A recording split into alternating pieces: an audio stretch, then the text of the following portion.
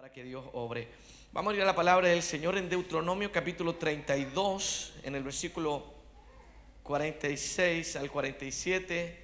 Y casualmente, justamente estamos hablando de las escrituras. Deuteronomio capítulo 32, verso 46 al 47. Y estamos hablando justamente acerca de esta necesidad de fundar nuestra fe en las escrituras, ¿cierto? De fundar nuestra fe en la palabra de Dios. Deuteronomio capítulo 32, en el verso 46 al 47, y leo en el nombre del Señor Jesús, y dice: y les dijo: aplicad a vuestro corazón todas las palabras que yo os testifico, para que las mandéis a vuestros hijos, a fin de que cuiden de cumplir todas las palabras de esta ley, porque no es cosa vana, es vuestra vida, y por medio de esta ley haréis prolongar vuestros días sobre la tierra a donde vais, pasando el Jordán para tomar posesión de ella.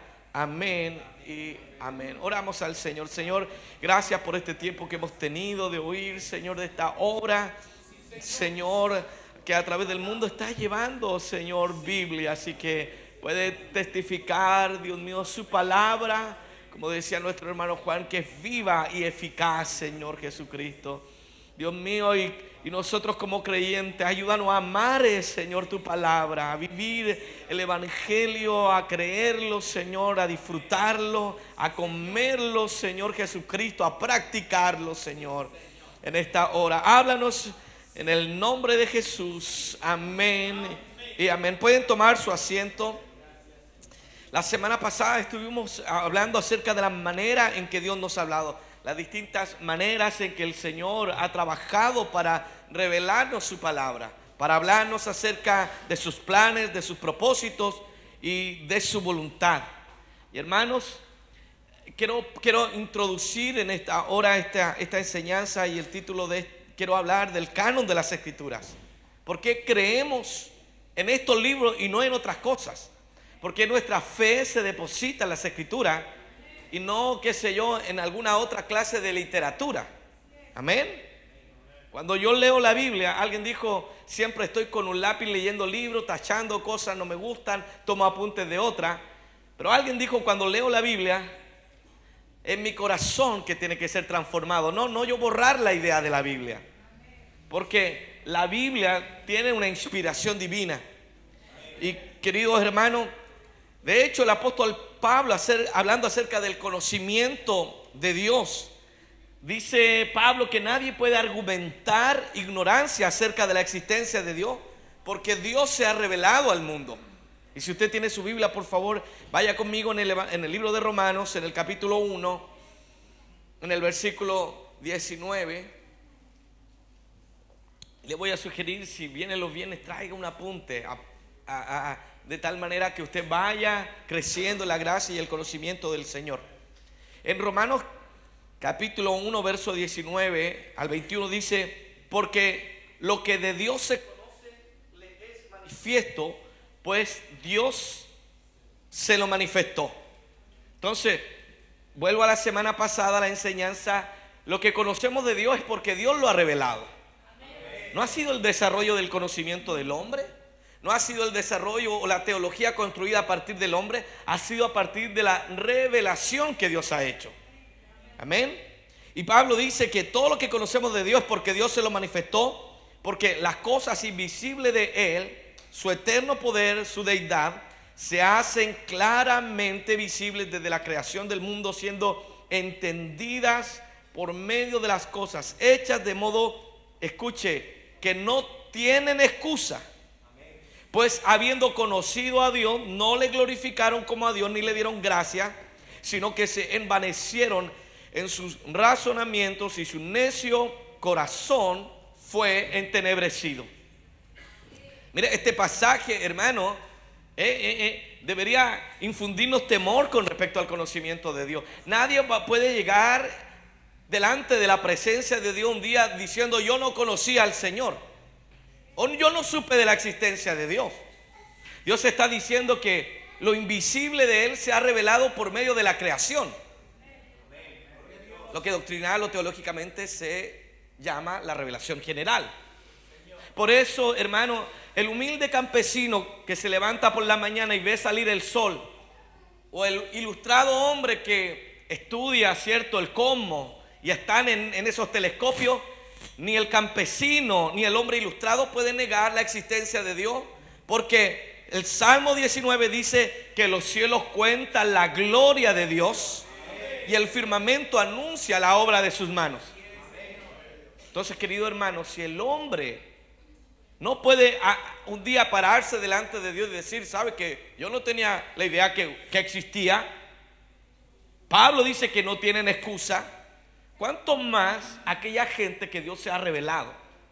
¿A cuánto más, como decía nuestro hermano Juan, aquellos que hemos tenido la oportunidad de leer la Biblia? Y hermano, vivimos peligrosamente en una hora de ignorancia bíblica, aún dentro de las iglesias. Se dice que esta es la generación más analfabeta de la Biblia. Miren el ejemplo que nos decía esa aplicación, que ya la quiero bajar, de los Gedeones. ¿Cuántos? 1810 dialectos, lenguaje. Yo no sé cuántas versiones tendrá, pero hoy día es fácil acceder. Y pudiendo acceder, a veces estamos viviendo en la ignorancia bíblica. Entonces, querido hermano, si al hombre que a través de la revelación general Dios se reveló, y dice la palabra de Dios que el hombre no tiene excusa, ¿cuánto menos excusa tendremos nosotros de un día de ignorar, de presentarnos que yo no sabía, Señor? Que yo no tenía idea, yo no sabía que había que hacer esto así, cuando Dios nos ha revelado su palabra. Por eso realmente es tan importante la palabra de Dios que Moisés advierte al pueblo que no consideren la Biblia, la palabra de Dios en este pasaje que hemos leído, como cosa vana, como algo sin trascendencia en sus vidas. Hermano, la palabra de Dios no es solo para la predicación de los domingos o la enseñanza de los viernes. La palabra de Dios es para que dirija toda nuestra vida. Cada decisión en nuestro hogar, cómo formamos a nuestros hijos, la manera en que estoy formando, edificando mi casa, debe ser impactada por la palabra del Señor. Y por eso Moisés le advierte, dice: aplicad a vuestro corazón todas las palabras que yo os mando. Y escúchenme, antes que el pasaje diga que la mandéis a vuestro hijo, el Señor nos manda a aplicar, a vivirlo primero. Porque, querido hermano, a veces estamos tratando de enseñarle a otros lo que nosotros no queremos vivir. Estamos tratando de decirle, compórtese así. Nosotros no hemos aplicado en nuestro corazón. Por eso, no casualmente, Moisés escribe, inspirado por el Espíritu Santo: aplicad a vuestro corazón todas las palabras que yo os testifico, para que la mandéis a vuestros hijos. Primero, aplicarla a nuestra vida, a fin de que cuiden de cumplir todas las palabras de esta ley, porque no es cosa vana, es vuestra vida, y por medio de esta ley haréis prolongar vuestros días sobre la tierra a donde vais pasando el Jordán para tomar posesión de ella.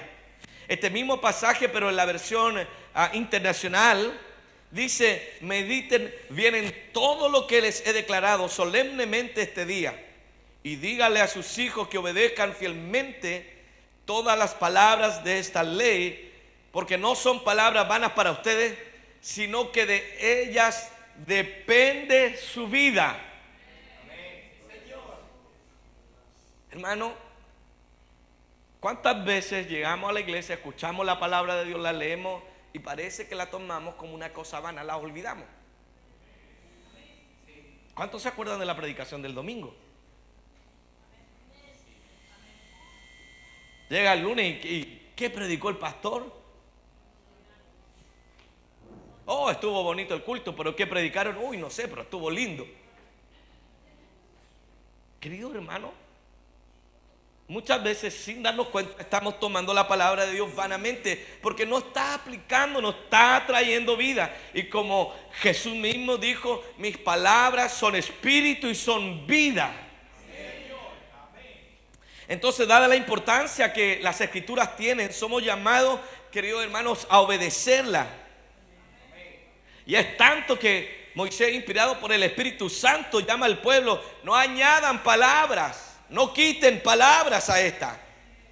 En Deuteronomio, si usted tiene su Biblia, por favor, vaya ahí conmigo. Deuteronomio en el capítulo 4, en el verso 1, recuerde que la ley fue dada a los pies del Sinaí en el Éxodo.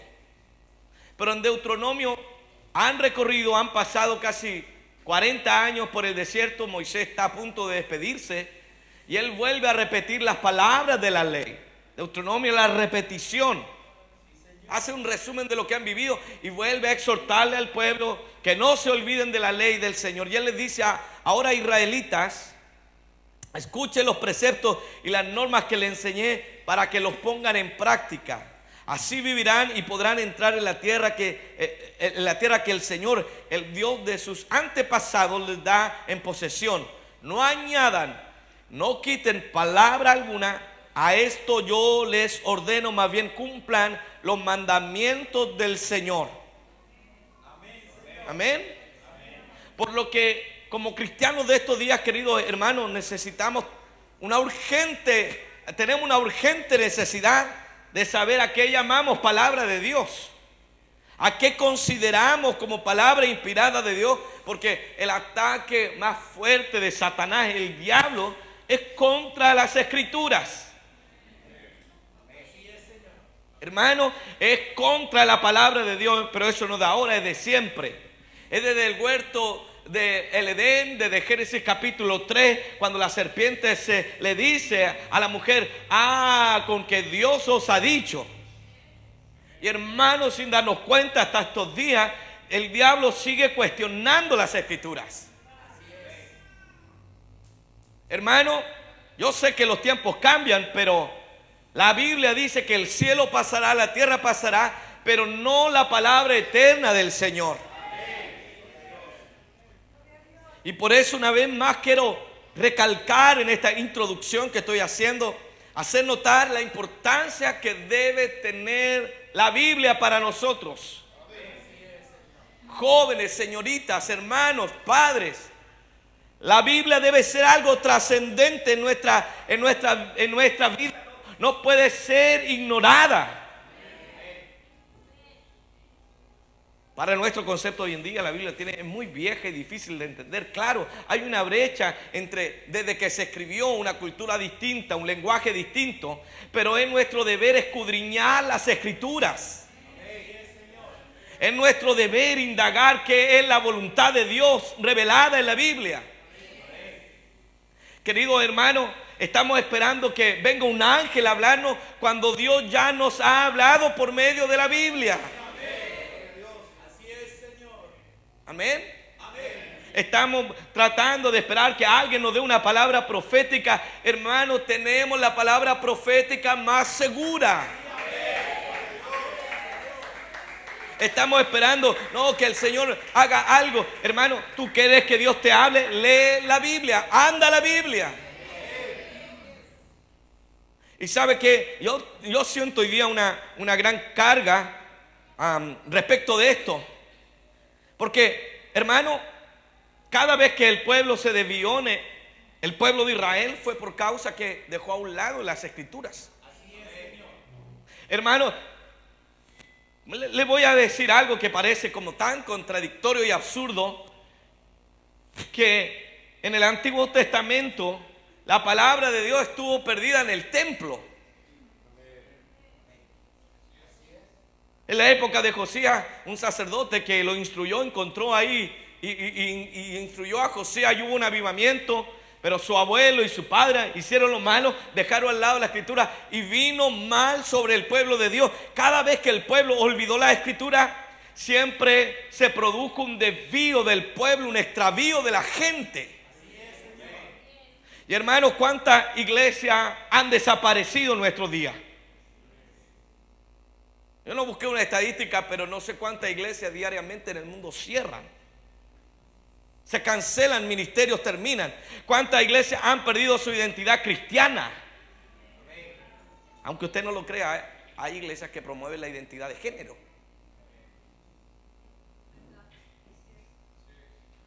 Querido hermano, amamos al mundo perdido, pero no significa que concordamos con ello. Nuestro deber es llamar pecado lo que todavía la Biblia llama pecado. Nosotros todavía tenemos que hablar acerca de lo que dijo Jesús: yo soy el camino, la verdad y la vida, y nadie viene al Padre sino por mí. No hay otra manera de ser salvo. No es inventando un camino, no es inventando, no es trayendo una nueva teología social que permea mucho la universidad, en la gente joven. Tenemos que cambiar el mundo. La manera como Jesús y la perspectiva bíblica de cambiar el mundo es por medio de la predicación del Evangelio, es por medio de la Biblia. Por eso, en mi parecer, es tan importante este trabajo de la distribución de la Biblia. Porque lo único que puede libertar al hombre de la mentira es la palabra del Señor. Amén. Entonces, cuántas iglesias, personas, familias han ido al ocaso y a la irrelevancia espiritual más abyecta, más despreciable, por haber dejado la Escritura? Estamos en una época más moderna. Ahora tenemos que acomodarnos a los tiempos, queridos hermanos, y han dejado a un lado la Biblia. Otros han dicho, no como el testimonio del hermano que estaba en la cárcel y que se fumó, ¿cierto?, la Biblia. Hay otros que no se la están fumando, pero le están quitando: esto ya no es para mí. Acomodemos el Evangelio a nuestro entendimiento. Como diría un teólogo alemán, Bonhoeffer, diría: creen en la gracia barata. Es decir, conozco a Cristo vivo de una manera perdida, pero el domingo voy a la iglesia. Hermano, el verdadero evangelio tiene un impacto. La palabra de Dios es viva y eficaz. Si estoy recibiendo la Biblia, la palabra de Dios, no puedo quedar viviendo de la misma manera. Si estoy viviendo el verdadero evangelio, no puede quedarme viviendo. Estamos luchando, no somos perfectos, pero ya no somos lo que éramos. Por eso Pablo dice: antes esto erais vosotros, pero ya habéis sido lavados, ya habéis sido santificados por el Espíritu de nuestro Señor. No estamos aquí para decidir qué parte de la Biblia me conviene o no me conviene. No estamos aquí para reunirnos. No, ahora ya no vamos a hacer esto, vamos a acomodar esto, vamos a traer un nuevo entendimiento de la Biblia. Hermanos, solo tú y yo lo que tenemos que hacer es obedecer la palabra del Señor. Por eso necesitamos asentar nuestra vida en un libro, la Biblia. Hermano, no estoy sugiriendo que usted no tenga otra literatura, no lea otras cosas. Yo leo. Sin embargo, cuando leo otro libro, lo leo con un espíritu crítico. Puede ser, puede no ser, pero cuando leo la Biblia no puedo tener ese espíritu crítico. Tengo que someterme aunque no me guste. Porque, hermano, la carne se revela a la revelación del Señor. Amén. La carne no le gusta oír la verdad. No gusta que nos digan: estás bien en tu pecado. No gusta que vive bien tu vida. Y eso es lo único que interesa, hermano. Pero tenemos un llamado a vivir. Por eso, hermano, esta serie de enseñanzas que empecé el día viernes, quiero despertar en usted un hambre por el Señor, por la palabra de Dios. Y por eso voy a mirar la hora, ya estamos cerca de la hora de terminar. Y por eso quiero solamente hoy día hacer esta introducción. ¿Y a qué llamamos la Biblia?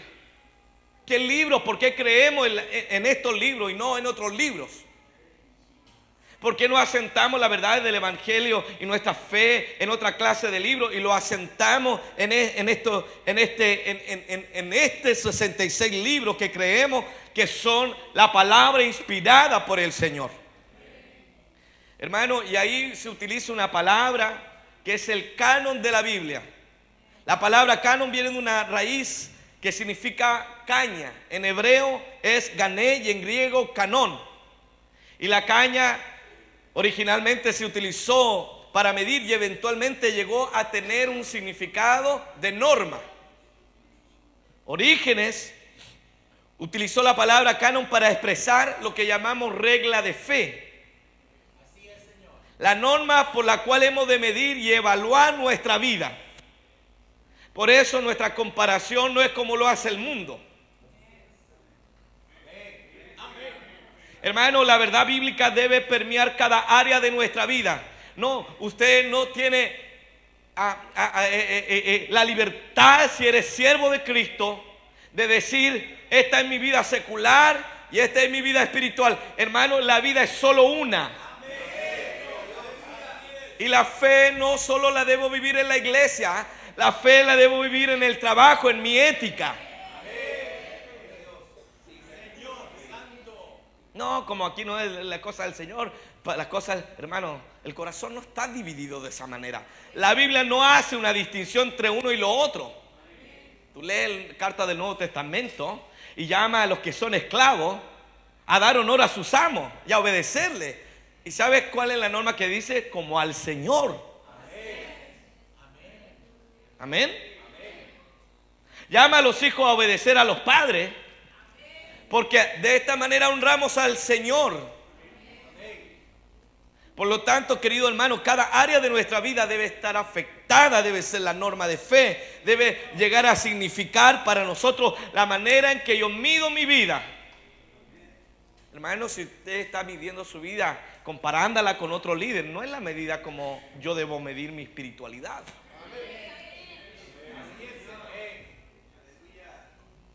Y gloria a Dios, porque hay hombres que nos han inspirado, que han sido instrumentos del Señor.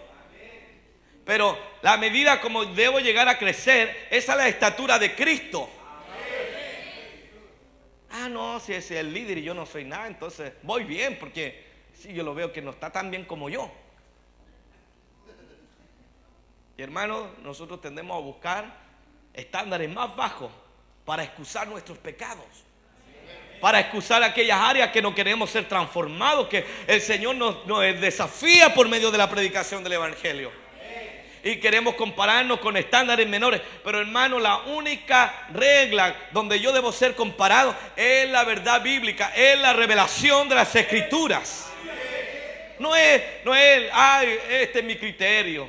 Ay, llevo tantos años en la iglesia y yo voy a hacer. Hermano, es la palabra del Señor Jesús. La palabra canon aplicada a la Escritura significa una lista oficialmente aceptada de libros. Amén. Y una cosa que debemos recordar, ya voy a ir terminando esta noche, es que la iglesia no creó el canon, no fue la iglesia que dijo esto. No, la iglesia solo reconoció los libros que eran inspirados por el Espíritu Santo. Amén. Porque, vuelvo a insistir, debemos asentar nuestra fe profundamente en las Escrituras. Hermano, nosotros no caminamos por sueños. Caminamos en así dice el Señor. Y creo que eso motiva profundamente a los gedeones. Es que sea la verdad de la Biblia la que se lleve y no lo que yo creo, no mi evangelio, sino el evangelio del Señor Jesucristo. Amén. Y por eso, hermano, la iglesia lo que hace es que reconoce los libros que fueron inspirados de un comienzo. Y ya vamos a ir el próximo viernes a desarrollar las pruebas que se tenían, por qué se aceptan estos libros y se rechazan otros, porque hay otra clase de literatura que, por ejemplo, la Iglesia Católica asume como libros inspirados, como son lo que nosotros conocemos como los libros apócrifos. Sin embargo, nosotros en nuestra fe cristiana reconocemos en la Biblia 66 libros, 39 del Antiguo Testamento y 27 del Nuevo Testamento como palabra inspirada por el Espíritu Santo. ¿Y por qué es tan importante? Porque si yo reconozco que estos libros son la verdad, son la revelación de Dios para mi vida, entonces, hermano, yo tengo el deber de obedecer el Evangelio que está revelado allí. Si usted y yo no consideramos que son inspirados, entonces no son autoritativas en mi vida. Entonces yo puedo decir, esto me gusta y esto no me gusta, esto lo agarro, pero esto no. Entonces usted tiene un problema de saber si usted cree lo que dice la Biblia. Y quiero terminar diciendo, hermano, no importa que tú vengas a la iglesia, tú debes tener tu fe en la palabra de Dios. Y me temo, queridos hermanos, que aún mucha gente dentro de la iglesia está edificando su propio Dios.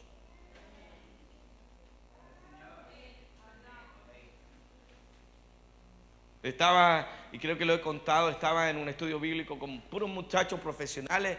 Y bueno, en esa ocasión fue un poco provocativo, hermano Juan. Porque hablé del juicio de Dios. Eran inconversos. ¿Y tú crees que Dios puede condenar a alguien? Uy, eso espantó a todos en la mesa. No, como Dios, si Dios es amor, ¿cómo va a condenar a alguien? Bueno, le pregunté, si entran a tu casa mañana, matan a alguien, un ser querido, ¿usted no tiene un sentido de justicia? ¿No va a querer que se juzgue al criminal? ¿O usted es puro amor y que lo único que quiere es puro perdón darle? Hay un sentido de justicia que es un remanente de lo que un día fuimos en el huerto de Edén.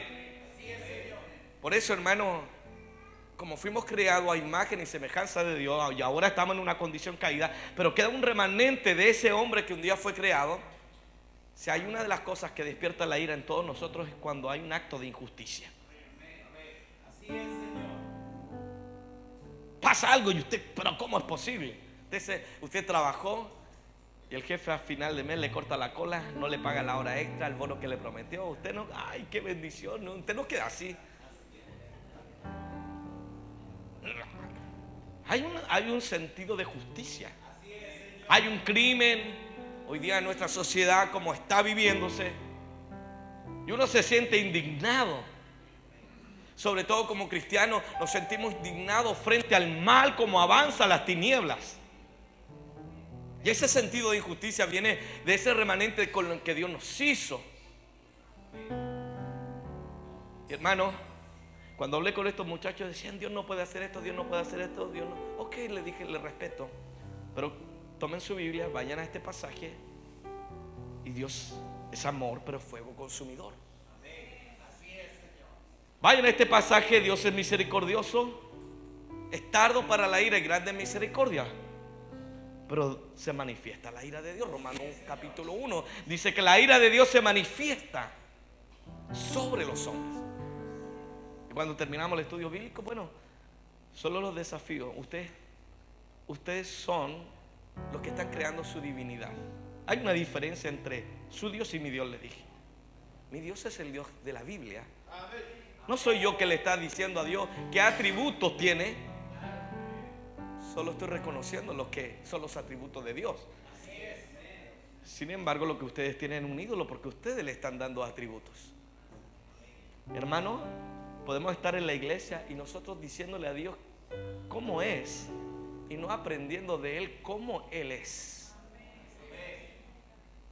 Y sabes lo terrible de ese día, que un día vamos a dar cuenta cómo hemos caminado delante de la presencia de Dios. Ay, es que yo no sabía. Hermano, yo creo que llegan las naciones todavía, hermano Juan, que la Biblia está prohibida, ¿no? Yo me imagino que llegan a China. Pero yo he oído los testimonios de los misioneros en China, que un culto dura 7, 8, 9 horas. Un pastor decía, fui a predicar a China y me hicieron predicar, y eran 3, 4 horas y 5 horas, y yo tenía que seguir predicando. Y después le pregunté al hermano, pero ¿por qué tan larga la predicación? es que no sabemos si mañana vamos a poder volver a escuchar una predicación. Y esos mismos testimonios revelan que cuando les llega una Biblia, hermano, ellos no tienen Biblia, pero la besan, la agarran, la abrazan, porque no han tenido la oportunidad de tener la verdad de Dios en sus manos, como tú y yo. Por eso solo quiero terminar esta noche. Es necesario que como santos de esta generación somos llamados a vivir el mensaje de la Biblia y a volver a la fe bíblica, a volver a lo que hacían los ancianos con los Nuevos Testamentos, trabajando. Ya lo he dicho esto en la iglesia, cuando trabajaban en duros trabajos en la construcción, pero llegaba la hora de almuerzo, sacaban su olla y junto comiendo alimentaban la carne, pero también estaban alimentando su alma. Y termino con esto, hermanos, pónganse de pie. Si tú y yo no ponemos como prioridad la verdad de la Biblia, la palabra de Dios, hermanos, inexorablemente vamos a terminar extraviados. Gloria a Dios por los músicos. Gloria a Dios por los líderes de la iglesia que pueden atenderte bien cuando llegan. Pero lo únicamente inspirado en una dimensión distinta es la Biblia. Yo sé que algún domingo el pastor predique, ¡oh, qué buen mensaje, qué inspirado! Pero no hay nada, una revelación inspirada como las Escrituras.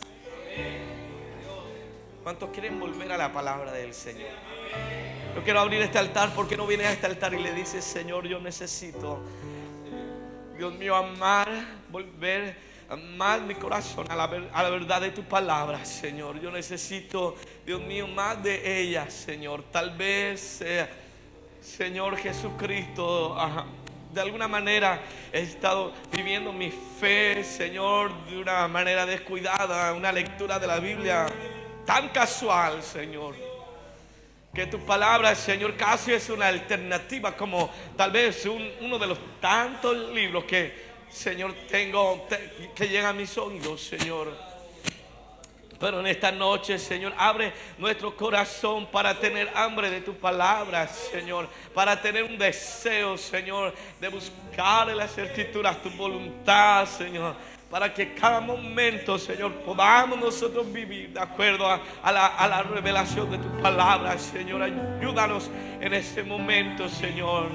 Oh, despierta, Señor, un hambre, Señor, por la verdad, un hambre por la palabra, un hambre, Señor Jesucristo, por descubrir, Señor. Oh, Dios mío, levanto una oración como Pablo, Señor, en sus cartas. Él ora, Señor. La iglesia, en algunas de las iglesias estaban sufriendo persecución. Algunas de las iglesias estaban sufriendo, Dios mío, la muerte. Pero Dios mío, Pablo no ora para que sea librado de la muerte. Pablo no ora para que sea librado de la persecución. Pero en medio de esa situación, Señor, Pablo ora diciendo, Señor, abre los ojos de su entendimiento para que puedan comprender las riquezas. Oh, para que puedan comprender el evangelio, para que puedan entender, aleluya, su herencia celestial, las riquezas que tenemos como herederos, coherederos con el Señor Jesucristo. Ayúdanos, Señor Jesucristo, para ir a tu palabra y, Señor, alimentarnos, tener una fe robusta, vivir un evangelio auténtico, Señor, vivir una fe verdadera en casa, en el trabajo, en el camino, Dios mío, con los que me relacione, Dios mío, a vivir el evangelio profundamente impactado y llevado por, Señor, tu palabra, Señor, en esta noche. Despierta en nosotros esa hambre, Señor, ese deseo de más delante de tu presencia, Señor, de más de la palabra que puede transformar